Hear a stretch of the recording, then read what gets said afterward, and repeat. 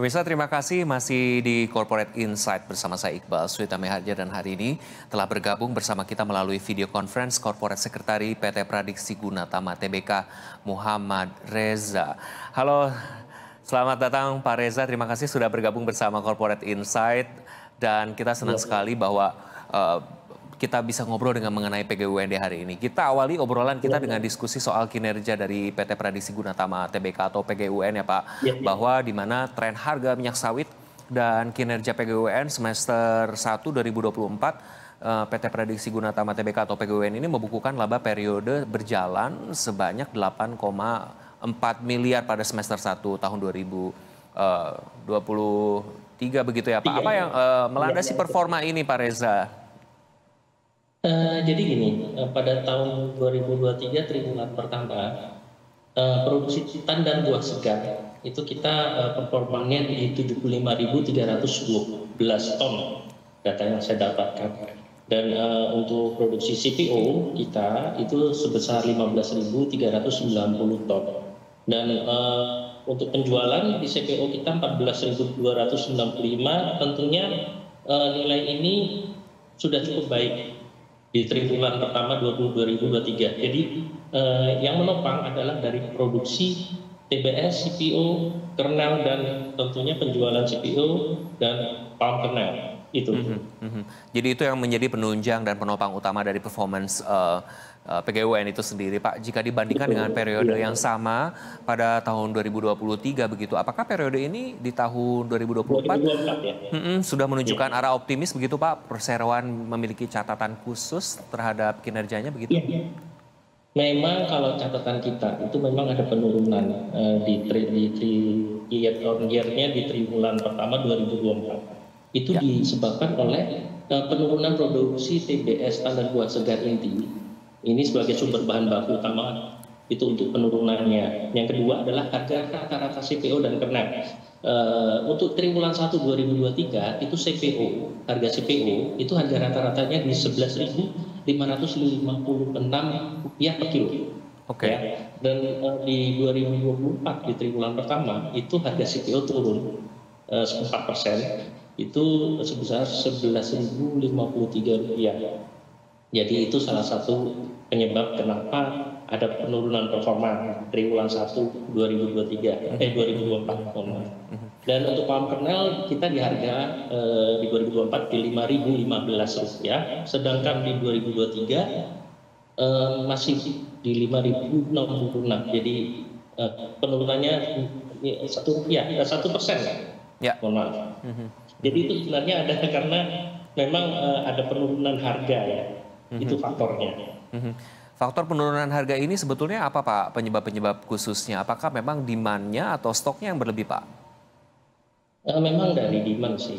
Demand yang kedua adalah harga, kita juga akan mengikuti dari harga minyak dunia juga.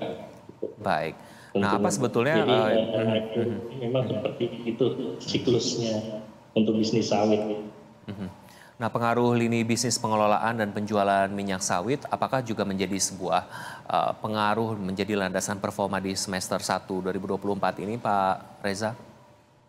Jadi untuk sebenarnya untuk penjualan kita tidak ada masalah. Hanya kita kan semua ini tergantung dari produksi TBS. Di mana jika produksi TBS itu memenuhi target, tentu penjualan ini memenuhi target juga. Karena penjualan CPO ini kita langsung ke afiliasi kita adalah Jonlin Agroraya Tbk, gitu. Baik. Kita tidak ada penjualan ke perusahaan lain. Sedangkan apakah pengaruh-pengaruh dari lini bisnis lain yang juga dalam naungan PGUN begitu yang menekan kinerja korporasi kah Pak? Atau memang pure dari harga dan yang mempengaruhi ini, di mana membuat penurunan tadi di 1%? Penurunan dari harga sebenarnya, bukan dari bisnis lainnya, karena bisnis kita kan hanya perkebunan dan pengolahan gitu. Baik. Tentunya dari perkebunan adalah produksi TBS-nya, pengolahan tentunya dari penjualan CPO-nya dan produksi CPO. Baik. Nah, berdasarkan pelanggan penjualan terbesar PGUN adalah kepada PT Johnlyn Agro Raya Tbk begitu atau JAR yang merupakan perusahaan afiliasi perseroan yang paling utama begitu dengan persentase hingga 91,99% nih Pak atau senilai 237,92 miliar rupiah yang tercatat dari total penjualan. Bagaimana sebetulnya kolaborasi korporasi ini menopang pertumbuhan bisnis? Karena memang boleh diceritakan dari awal bagaimana ini berkolaborasi juga Pak Reza. Jadi kita di tahun 2020, sekitar 2022 ya, 2022, kita mulai mengarahkan penjualan total kita CPO itu ke PT Johnlyn Agro Raya, di mana itu afiliasi dari PGUN. Gitu. Karena dari kita dalam rangka memenuhi kuota pemerintah. Baik. Karena dari JAR sendiri ada kuota dari pemerintah untuk langsung dikirim ke PT Pertamina Patraniaga. Gitu. Jadi memang dari afiliasi itu memang kita ditarget masuk semua ke PT Johnlyn Agro Raya Tbk. Baik, itu memang kolaborasi yang dituju utama begitu ya Pak. Pak, ketika memang hal ini kolaborasi utama, apa sebetulnya pertimbangan menunjuk JAR begitu menjadi afiliasi utamakah begitu Pak?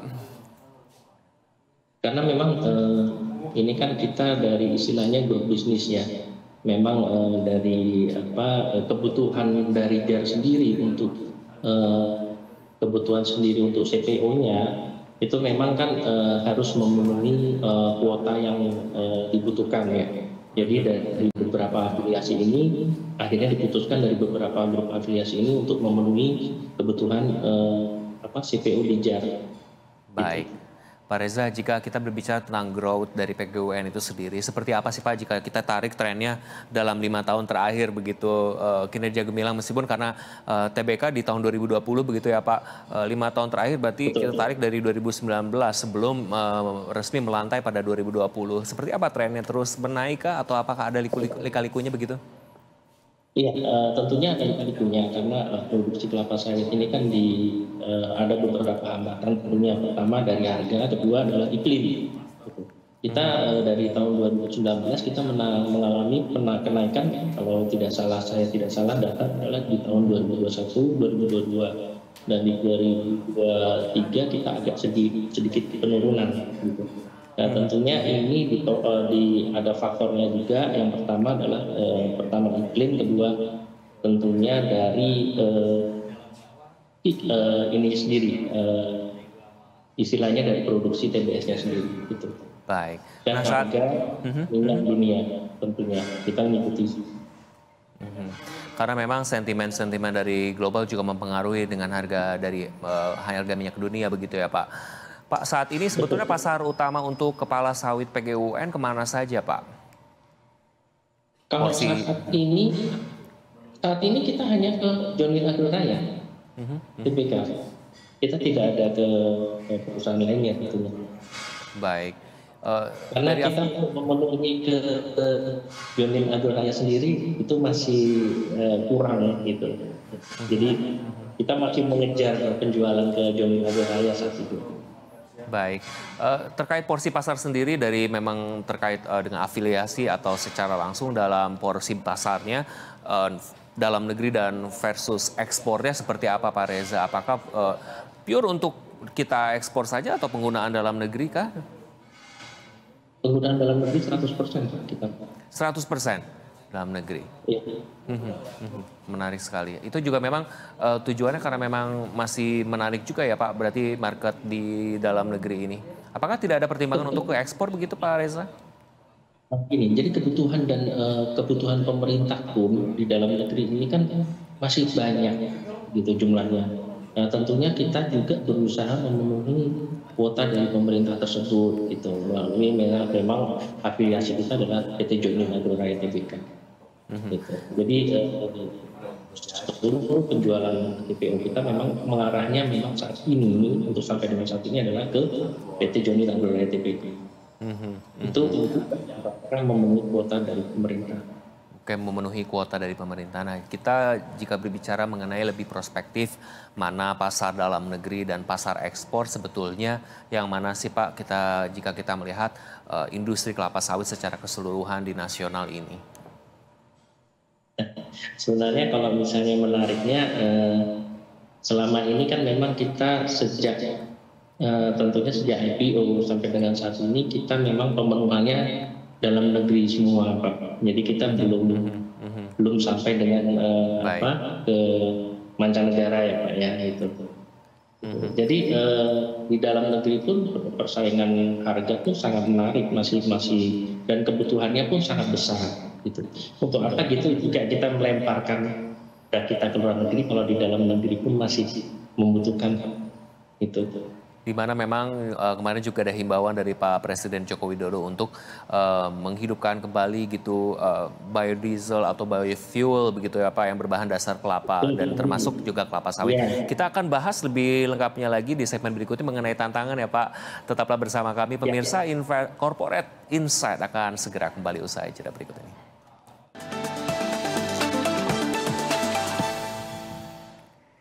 Pemirsa, terima kasih masih bersama Corporate Insight dan kita juga masih bersama Corporate Sekretari PT Pradiksi Gunatama Tbk Bapak Muhammad Reza. Dan kali ini kita akan bahas soal tantangan sesuai janji saya sebelumnya mengenai bisnis emiten minyak sawit ini. Pak Reza, sebetulnya apa sih Pak tantangan utama yang dihadapi perusahaan minyak sawit gitu pada umumnya, terutama PGUN saat ini karena memang terkait pembebasan lahan, tadi juga disampaikan bahwa penurunan harga dan sentimen harga minyak dunia juga sangat mempengaruhi begitu Pak. Kalau untuk saat ini yang tantangan yang dihadapi oleh PGUN itu tentunya ada dua yang tadi saya katakan adalah satu tentang iklim kadang kalau misalnya iklim sedikit hujan, terus panas, hujan, itu sangat pengaruh di produksi padan buah segarnya tentunya. Yang kedua adalah tentunya dari harga minyak dunia itu sebenarnya dua faktor itu yang mempengaruhi dari performa dan tentunya dari produksi TBS dan tentunya pengaruh kepada penjualan CPO nantinya. Nah terkait iklim itu sendiri kemarin juga memang dari segi sektor agraria juga banyak sekali tantangan dari El Nino dan lain sebagainya. Nah apa tantangan sebetulnya Pak di perkebunan sawit PGUN terkait iklim ini? Apakah cuaca saat ini sangat challenging begitu? Ya sebenarnya kalau El Nino, kita bicara El Nino 10 tahun 20 tahun yang lalu juga memang terjadi gitu seperti itu El Nino itu, jadi sangat berpengaruh di kelapa sawit. Tapi kita dengan tentunya dengan teknik penanaman dan tentunya dengan skill dari sumber dayanya, tentunya kita tidak terlalu berpengaruh terhadap El Nino itu sendiri gitu. Jadi kita berusaha menekan penurunan produksi TBS itu. Terkait pembebasan lahan bagaimana Pak? Ketika memang ini terkait dengan bagaimana nanti rencana juga pengembangan bisnis dan lain sebagainya. Hal itu juga menjadi sebuah tantangan tersendiri kah? Untuk pembebasan lahan sampai dengan saat ini kita tidak ada masalah. Ada catatan bahwa di tahun 2021 kita telah melakukan akuisisi lahan milik PT Senabangun Aneka Pertiwi yang memiliki luas HGU itu sebesar 16.400 hektar dan saat ini sudah telah memiliki lahan tertanam 7.600. Ya. Ini tahun 2021 dan 2023 kita membeli lahan kembali, yaitu di perusahaan sebelah HGU kita juga yang bersebelahan itu PT milik PT Langgai Agrindo Agung dan PT Bumi Pasar Agrindo seluas 2.571 hektar. Nah pada saat itu memang tidak ada masalah sampai dengan detik ini untuk pembebasan lahan. Jadi memang itu menjadi sesuatu yang masih bisa bergulir dengan biasanya dan menopang kinerja perusahaan begitu ya Pak ya. Pak, masih di sisi harga nih terkait kemarin rupiah sempat melemah begitu, penguatan dolar saat ini juga. Apakah kira-kira bisa ikut mempengaruhi harga minyak sawit akhir-akhir ini termasuk di semester 1 2024 ini Pak? Iya, tentunya di semester 1 2024 ini kan sedikit ada penurunan, tapi itu tidak tidak menjadi halangan buat PGUN karena target kita tentunya nantinya kita punya target tersendiri sampai dengan akhir tahun kita kejar. Gitu. Jadi penurunan harga itu sebenarnya di kita memang tidak terlalu berpengaruh sangat signifikan ya, tapi kita akan tetap kejar terus penjualan ini gitu karena kita juga akan punya target di akhir tahun untuk laba bersih kita. Target yang memang juga harus dicapai begitu Pak untuk korporasi Pak, terkait sentimen-sentimen luar di mana tantangan geopolitik gitu ya Pak, konflik Ukraina Rusia, belum juga Israel Palestina dan lain sebagainya pasti mempengaruhi harga komoditas. Hari itu berdampak langsungkah Pak terhadap PGUN? Ya, tentunya hanya berdampaknya adalah di nilai jual ini ya, harga minyak mentah dunia tentunya berpengaruh ke penjualan. Jadi untuk sampai dengan triwulan 1 ini memang ada sedikit penurunan gitu, sebesar 4%. Baik. Mengenai kebijakan dan regulasi, apakah PGUN memiliki catatan khusus Pak dan concern begitu terhadap peraturan-peraturan yang berlaku saat ini terkait kebijakan-kebijakan kelapa sawit, perkebunan dan lain sebagainya? Untuk saat ini PGUN tidak, jadi kita tetap mengikuti regulasi pemerintah. Jadi selama ini memang kita selalu mengikuti regulasi dari pemerintah, itu sih Pak. Jadi memang still follow the rules dan juga memang itu tidak menjadi tantangan yang berarti karena memang itu mendukung juga ya Pak dari segi kinerja dan lain sebagainya dan operasional begitu? Betul sekali. Baik. Jadi regulator itu akan mendukung sekali dari sisi operasional perusahaan juga. Pak, terkait umur pohon di perkebunan gitu ya Pak, banyak sekali juga itu yang menjadi sorotan karena memang mempengaruhi produktivitas dan lain sebagainya. Sangat menantangkah Pak? Apakah ini juga terus penanaman kembali untuk regenerasi dan lain sebagainya? Iya, kita memang kemarin pada saat public expose dan ROPS di bulan Juni kemarin kita sudah sampaikan kepada publik bahwa kita akan melakukan penanaman kembali. Ya, tanam baru itu sekitar kurang lebih 800 hektar karena umur tanaman kita sudah lebih dari 25 tahun. Oke. Gitu. Tentunya diperlukan penanaman kembali dan melakukan peremajaan tanaman tua atau replanting seluas 2047 sekitar 2047 hektar di area tanaman yang berumur dari tahun 98 dan 99 itu. Jadi lebih dari 24 tahun tentunya kan gitu. Dan akan kita kerjakan selama 2 tahun ke depan. Itu tentunya nantinya akan menunjang produktivitas TBS. Gitu.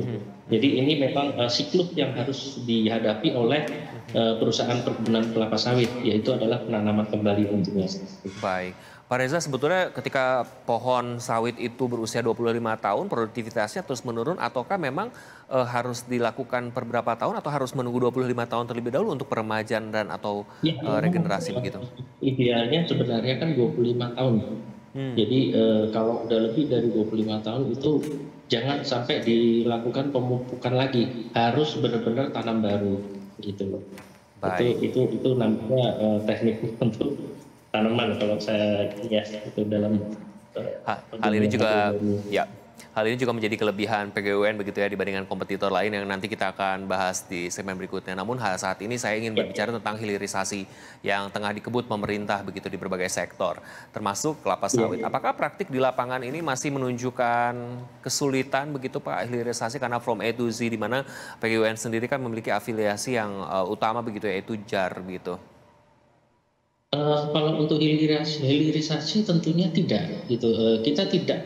Kalau dari sisi PGUN tidak menemukan kendala gitu dari sisi hilirisasi ya. Belum menemukan kendala. Dari segi bagaimana petani kelapa sawitnya dan sumber dayanya untuk menunjang bagaimana untuk memproduksi kelapa sawit dan biji sawit yang berkualitas, apakah itu juga menjadi tantangan khusus kah? Tidak, karena memang kita sudah memiliki sumber daya yang handal dalam sisi penanaman dan teknik penanaman tentunya ya.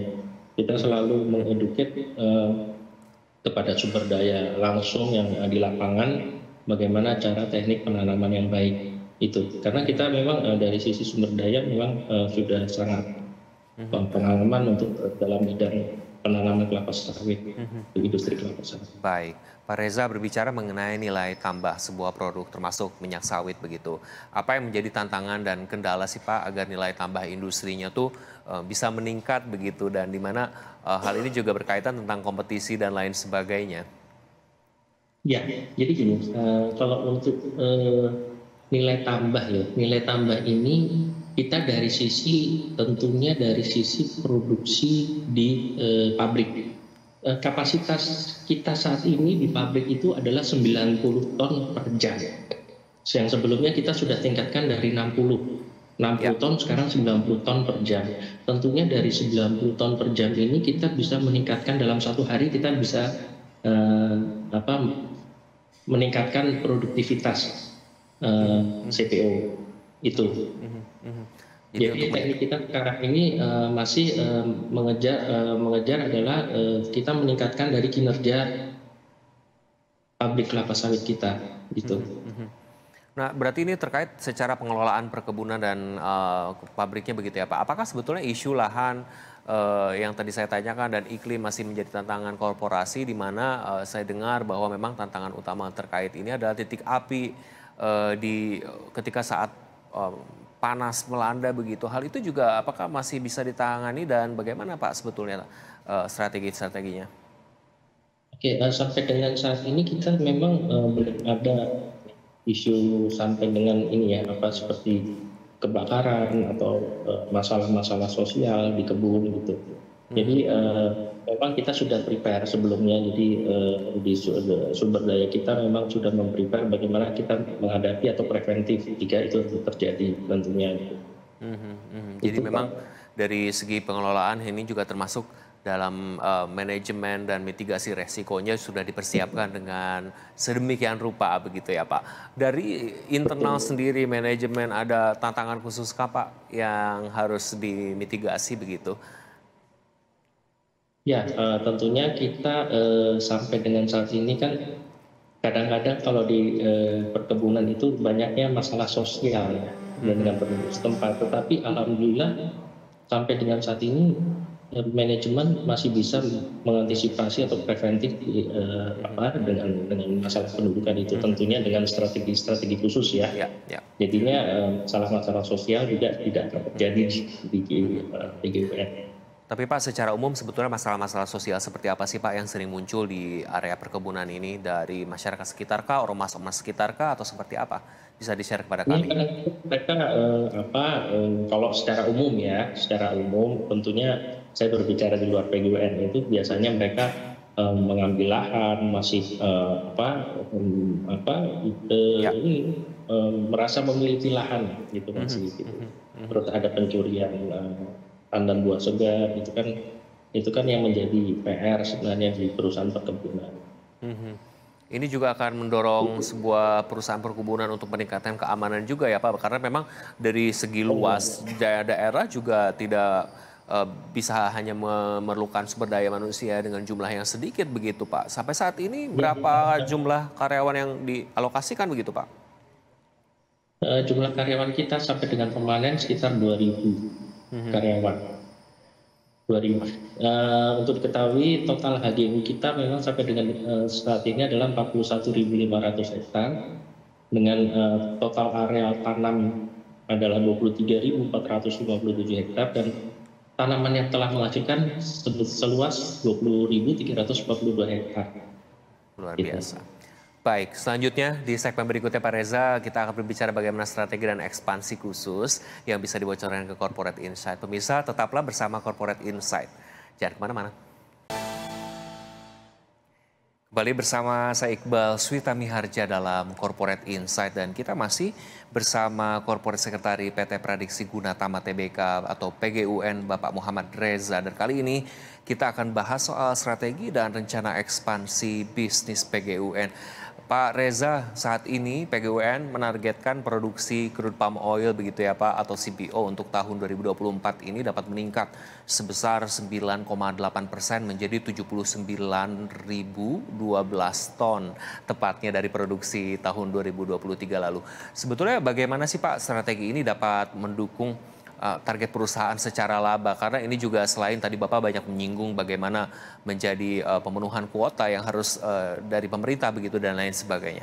Silakan Pak Reza. Ya, jadi memang kita ada target untuk penjualan CPO kita sampai dengan 2024 itu sebanyak 269.500 ton. Gitu ya. Ya, baru di kuartal pertama ini kita masih kejar di 11.600 ton. Jadi tentunya kita sangat optimis gitu dengan dengan kita sudah melakukan peningkatan dari kinerja dari pabrik gitu. Jadi dari 60 ke 90 tentunya hal ini bisa kita kejar gitu. Baik, jadi itu juga masih optimis. Paruh pertama 2024 sudah terlewati, kita sudah masuk di paruh kedua begitu 2024 dengan target yang tadi. Apakah sudah on track begitu Pak? Untuk yang saat ini saya masih belum dapatkan datanya, tapi sampai dengan Juni ya tentunya ya. Kita evaluasikan tiap 3 bulan sekali tentunya. Tapi kita PGUN tetap optimis di angka 69.000 kita sampai dengan akhir 2024 itu masih bisa terpenuhi. Nah Pak, kita beralih ke pertanyaan berikutnya. PGUN sendiri melihat terdapat sejumlah peluang nih Pak dari industri CVO, peluang untuk di tahun 2024 ini menurut data yang kami peroleh begitu, datang dari prospek yang cukup bagus karena secara kebutuhan dunia sendiri kan cukup tinggi ya Pak. Sebetulnya apa sih Pak strategi khusus perusahaan untuk mengejar potensi-potensi ini? Di mana tadi sebelum jeda saya sampaikan bahwa dari arahan Presiden kita harus udah mulai biofuel yang berbahan dasar kelapa dan juga limbah kelapa termasuk kelapa sawit. Jadi sebenarnya ini memang strategi dari kita ini hanya mengejar kuota dari pemerintah. Penjualan penjualan CPO kita seluruhnya total 100% itu ke PT Johnny Agroraya Tbk tentunya untuk nantinya diolah menjadi bahan bakar biodiesel gitu, FAME ya, tentunya FAME nanti yang menjadi biodiesel tentunya gitu. Jadi kita hanya mengejar ke sana dulu saat ini gitu. Penjualan afiliasi kita PT Johnny Agroraya Tbk itu. Karena memang dari afiliasi sendiri yang tentu nanti kami tunggu juga kehadiran JAR di studio kami dan kita diskusi di Corporate Insight begitu ya Pak, tidak sabar untuk membicarakan hal itu. Tapi sebetulnya dari afiliasi tersebut nanti akan diolah terlebih dahulu atau seperti apa sih Pak dari segi mekanismenya? Iya, dari afiliasi nanti diolah menjadi FAME, tentunya nanti kita langsung dikirim ke Pertamina, tentunya diolah menjadi di situ di biodiesel. Oke. Memang market utama juga dari perusahaan plat merah ini ya Pak? Iya. Baik. Pak, ada rencana menambah area perkebunan? Saat ini boleh di-share juga lokasinya di mana saja dan apakah ada rencana untuk menambah area perkebunan untuk meningkatkan produksi begitu? Untuk saat ini kita belum ada rencana ke depannya untuk menambah area perkebunan. Karena di tahun 2021-2023 kita sudah menambah area perkebunan. Itu tentunya kita akan maksimalkan dengan penambahan yang sudah ada. Kalau di total dari penambahan itu adalah 18.000, sekitar 18.900 atau sekitar 19.000 tambahan area lagi. Itu kita akan maksimalkan gitu tentunya. Dari trennya tadi Bapak cerita 2021 dan 2023 sudah ada penambahan lahan ya Pak. Berarti di tahun ganjil nih Pak, 2025 berarti ada penambahan lahan baru nih sepertinya nih Pak. Boleh dibocorkan dong Pak Reza? Jadi target kita 2 tahun ke depan dari 2024 sampai 2026 tentunya itu kita masih akan replanting atau peremajaan tanaman. Itu yang tadi saya katakan gitu. Jadi target kita ke depan kita belum ada untuk penambahan area lagi karena kita mau memaksimalkan yang ada dengan cara kita mau peremajaan tanaman. Gitu. Baik. Nah setelah kolaborasi dengan JAR dan beberapa afiliasi lain mungkin, apakah ada rencana Pak kolaborasi lainnya yang akan dilakukan di 2024 ini untuk sisa 2024 begitu? Untuk sisa 2024 ini belum. Kita belum ada rencana untuk kolaborasi dengan pihak manapun. Karena sekitar 91,99% udah untuk afiliasinya. Sisanya dikemanakan Pak? Apa dijual langsung kah ke beberapa vendor begitu? Iya, memang dari yang lain itu kita kayak seperti kernel itu kita jual juga, tapi ke perusahaan afiliasi juga, karena memang kebutuhan kernel ini cukup tinggi juga. Ekspansi nanti ke depannya di luar Pulau Kalimantan possible tidak Pak? Belum. Jadi Belum ya kita Pak? masih fokuskan dulu di Kalimantan Timur ini. Menarik sekali tadi juga Pak Reza selalu menyampaikan bahwa memaksimalkan yang ada, mengoptimalisasikan yang ada, karena memang hal tersebut merupakan strategi khusus yang sebetulnya tidak perlu menambah sesuatu ketimbang di mana yang ada yang harus dioptimalkan terlebih dahulu begitu ya Pak. Apakah ini terkait dari corporate value PGWN sendiri? Ya, betul. Jadi gini, yang ada pun ini kita kan ada lahan land clearing ya. Jadi kita masih ada lahan yang belum tertanam untuk kelapa sawit. Memang kita lagi proses untuk penanaman baru dan kita mau permajaan tanaman lagi. Itu kita dalam rangka memaksimalkan yang ada. Tentunya kalau kita memaksimalkan yang ada, tentunya nilai value-nya juga nantinya juga bagus, lebih baik lagi gitu daripada kita menambah lahan tetapi kita tidak tahu jenis tanamannya ini baik atau tidak gitu. Jadi fokus yang ada ini juga terkait tadi peremajaan. Nah, figur tanaman sawit milik perseroan itu sendiri kan didominasi 35% ya Pak oleh tanaman muda. Itu menjadi salah satu value yang unik dibandingkan dengan kompetitor-kompetitor lain. Nah, selain itu perseroan juga terus melakukan perawatan tanaman dan perbaikan pemupukan. Apakah ini merupakan strategi khusus Pak dalam bagaimana mencapai target produksi yang tadi disampaikan sebelumnya? Ya, tentunya kita di teknik penanaman, pemupukan itu salah satu juga modal untuk produksi TBS itu nantinya akan memenuhi target atau tidak gitu.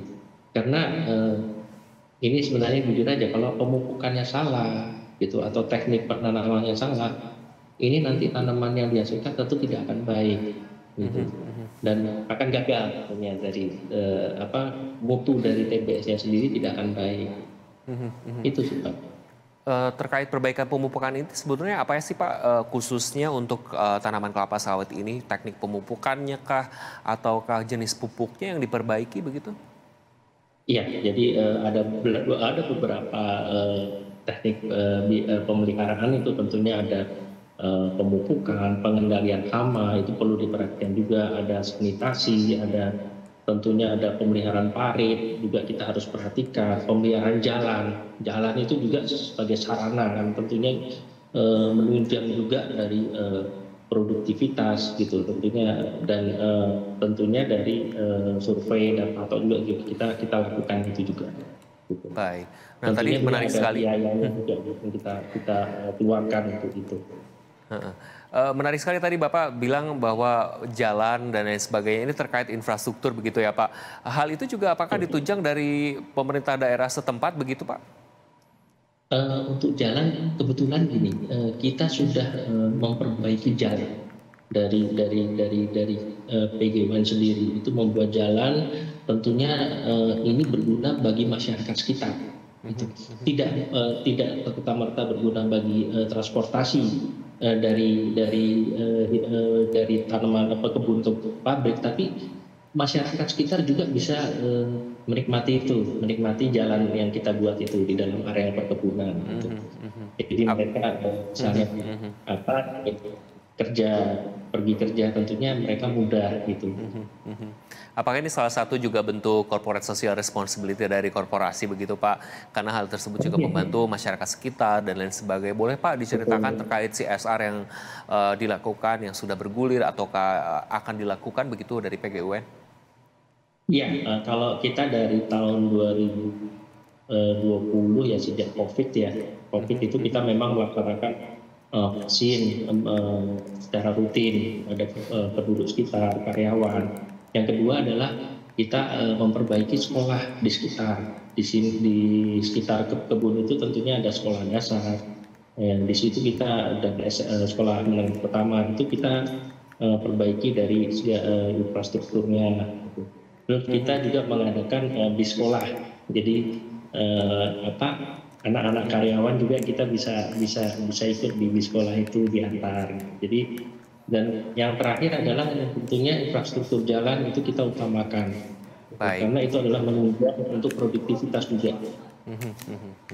Jalan untuk produktivitas dan untuk meningkatkan kesejahteraan di masyarakat sekitar. Menarik sekali. Kita akan kembali, Pak Reza, tetaplah bersama kami di segmen terakhir. Nanti kita akan membahas bagaimana outlook dan target dari PGUN. Tetaplah bersama kami di Corporate Insight.